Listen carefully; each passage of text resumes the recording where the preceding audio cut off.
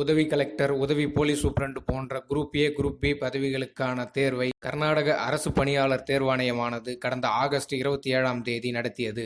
384 பணியிடங்களுக்கு மொத்தமாக 1,31,000த்திற்கும் மேற்பட்டோர் தேர்வு எழுதிய நிலையில், இத்தேர்வுக்கு வழங்கப்பட்ட வினாத்தாளானது கன்னடம் மற்றும் ஆங்கிலம் என்ற இரு மொழியில் இருந்தது.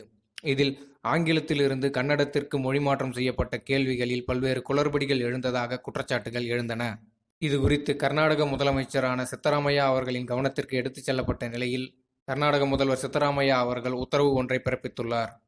அந்த உத்தரவில் கடந்த ஆகஸ்ட் 27ஆம் தேதி நடந்த தேர்வானது ரத்து செய்யப்படுவதாகவும், மறுதேர்வானது அடுத்த 2 மாதங்களுக்குள் நடத்த திட்டமிட்டுள்ளதாகவும் கூறப்பட்டுள்ளது.